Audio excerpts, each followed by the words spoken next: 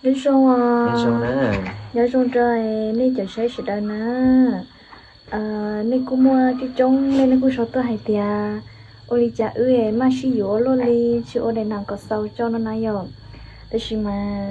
是包的要家庭，要chỉ là chỉ cho lo li nó xứ thọ giả lúc gì cho nên cho say sợ đây nữa họ đầy nặng chỉ đầu tiền họ lo chỉ cho li nó là nó rồi chỉ từ chỉ cho tàu onu đồ nó rồi chỉ ta kia nó thiết bé chè họ dù pli thia rồi chỉ hai tia nhưng từ họ nhớ gì nó chỉ họ tôi còn thiên nữa cũng chỉ bao giờ tí từ bé giờ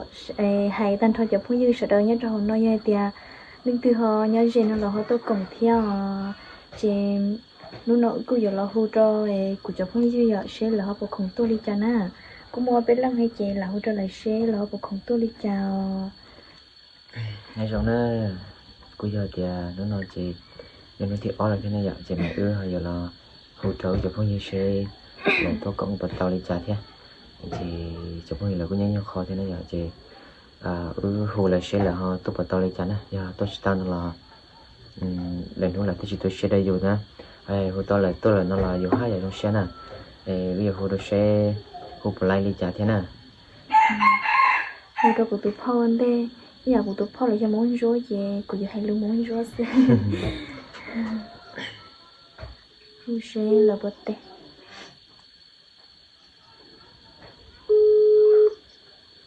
bên nó Đâu? Nó cơ nó có cái gì? của hỗ trợ mấy xưa Má tôi biết thẳng không? em nhầm thế Có hiểu bây giờ ta lọt lỡ, nó bây giờ ta phải thông xuôi biết bài em nhầm thế nè Nhưng phải nhắn nữa, như thế Tại vì thẳng dù méo lên thẳng là lấy mà Em bây giờ nó của hỗ trợ mẹ Becky chè mà thi xa chè dù hút lia mấy người còn phụ lái Bây giờ bây giờ tôi sẽ chơi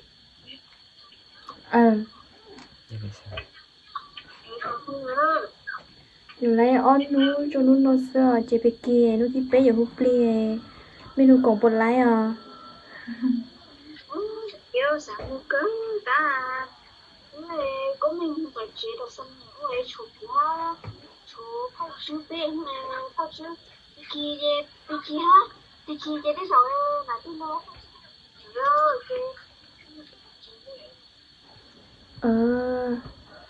giờ ta mấy luôn lấy nó mà sáng của mấy luôn vậy để chúng ta nha đồ nó chỉ mua mà chỉ đến như ta sao của luôn nhiều tầm bát ta giờ là như ta cả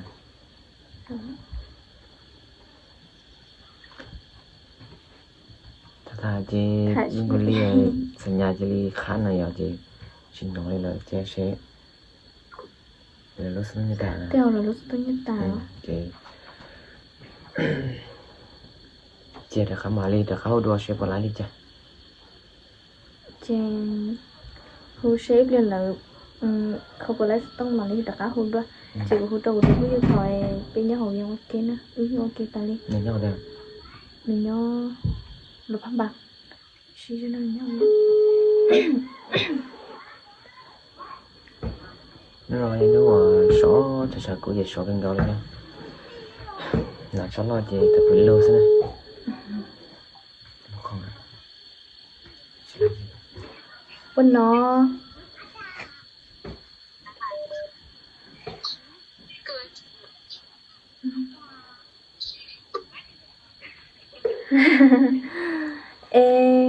cậu á chị à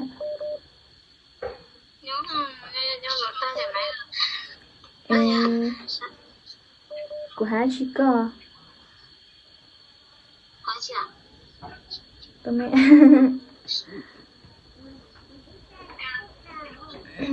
anh chị nên bảo công bộ sinh nhật hồng viên à ai tiếng giờ có chúng nhớ họ có chế sẽ có bộ khổng ấy ta kia hụp lia có bộ khổng lồ cổng bây giờ thì xí sò ấy ta kia chế giờ hụp lia ấy đi bộ khổng lồ cổng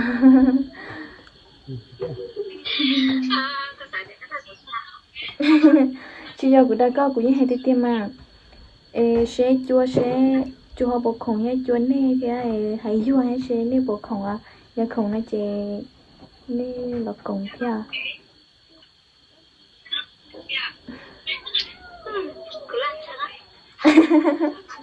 hai tiêm mà hai tiêm hay cho nên hai nên chụp phong như là nên sẽ đợi là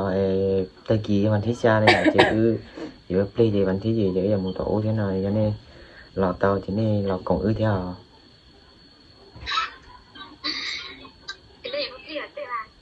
tay kỳ đấy chứ mà vào sáng khoáng là nhớ hỏi sáng khoáng là chỉ tay kỳวันที่3này giờ chỉ vào hụp play cho tay kỳ na chỉ nên kỳ đó theo bây giờ một tổ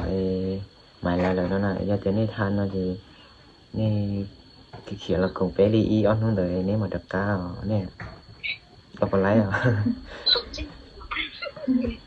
cái chuyện chắc là hay tiếp mà bây giờ nhà chúng share về cho nên cho cá hun này này ta kỳ mà lấy hụp play chơi thì lấy hun này thì nên lo lấy này chị hay chứ lo ta kỳ hụp play nên kia theo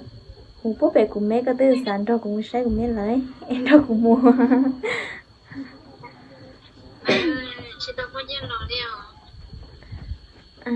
có tôi nhớ thì là có khờ lại gì cả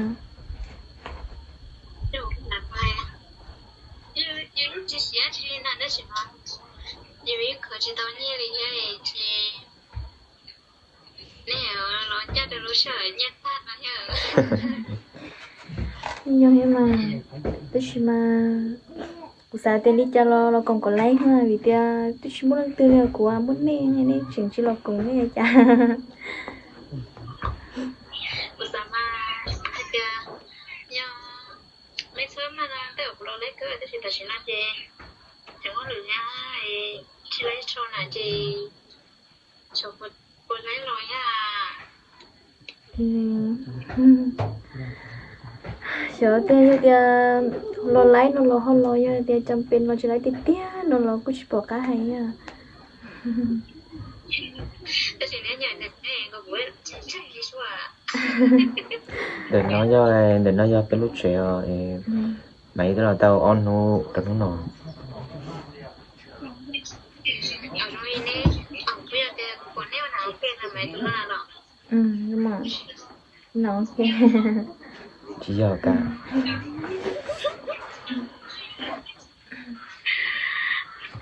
nêu nào kia nó chỉ lỏng lắm bây giờ cha nó kia chỉ đi lò xa anh xin nè ủa hú khen là cho con hè ta chỉ đi cho nó còn lại nè của hú cho nó bé tu ha để ta kia rồi đi làm thế cả hay nên giờ cũng vui hay vô ha thế cũng không lo đó hai nên sẽ đợi còn lo na cho thì nên họ lo sẽ tao nó lo cứ học theo theo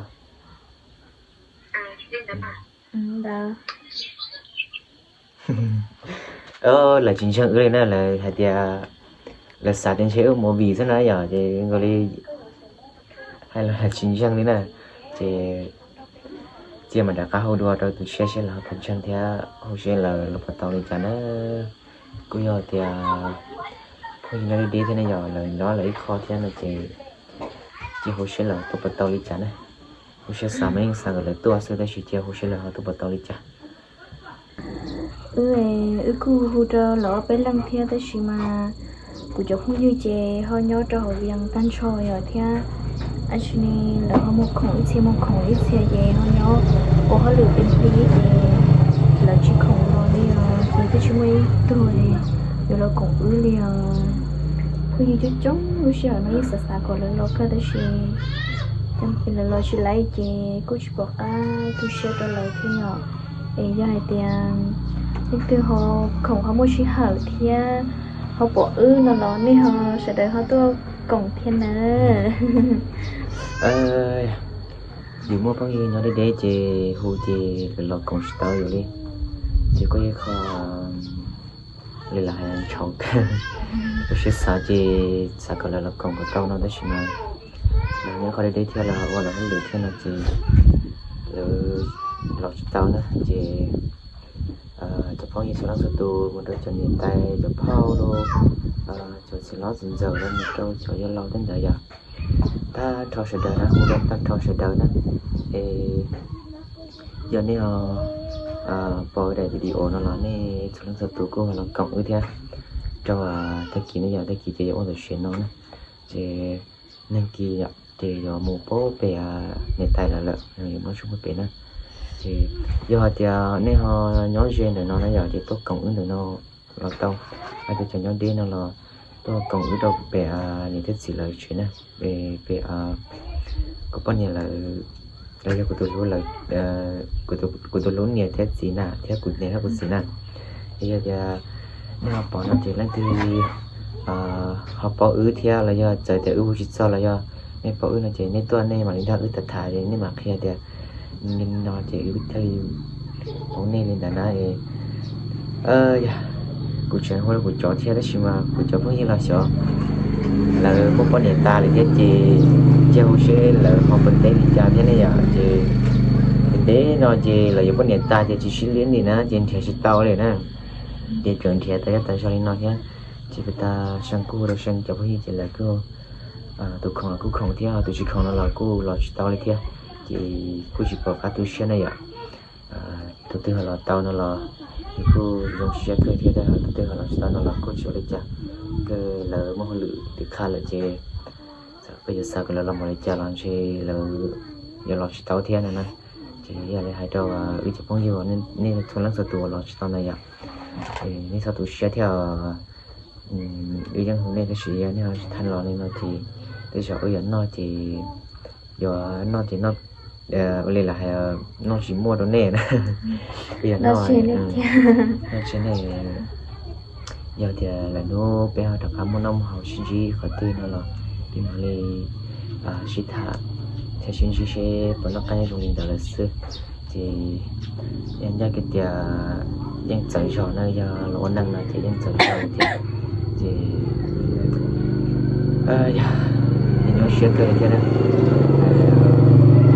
chỉ sao em cái nó có lý do nó sẽ bị sĩ hồ là thế chỉ nhưng nhớ chuyện cái này thì cho đi lo giờ nó trong nó ra ta thì sẽ giờ mù chuyện cái khứ nhà là sẽ theo cỡ nó năng chỉ sao đó nhẹ là nè được khỏi theo giờ nhiều năng sẽ chỉ tôi sẽ bảo cái đó sẽ thì xin chào thì chỉ là chỉ tao là chỉ dùng nó là chỉ cho nhớ chuyện cái này thì mà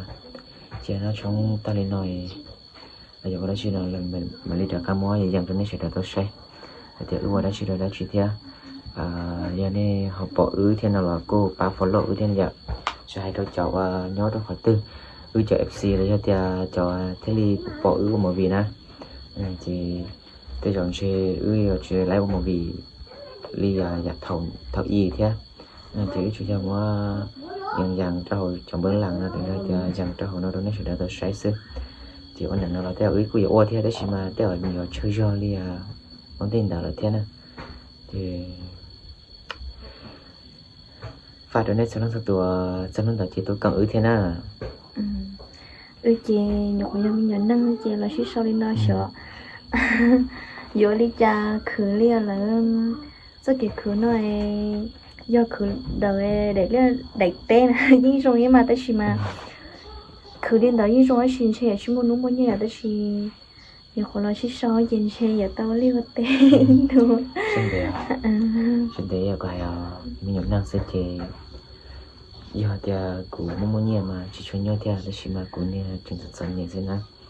thì cái đó cụ khởi xong rồi mà đi qua tới nhà cậu sao xa thì ta chỉ là chỉ đây là hai khởi cậu tàu bằng cho rồi đó chỉ là mà đi qua giờ tận đây nè thì bây giờ là chỉ được cụ sửa em này sẽ đợi lo ho bát chậu bát chân cả ư trong nó thiên nè ư thiên li mua lũ đa lũ do là thay đu năng cho nên sẽ đợi tao sai kia họ sẽ cho xe giờ mình nhận nâng xứ giờ nâng mù đi cha cho nên tại nó mà đi nhói rong trâu lúc xí hơi chia cho nên cho xe sẽ đợi Nhớ giống thế nè. Nhưng chúng tôi cần theo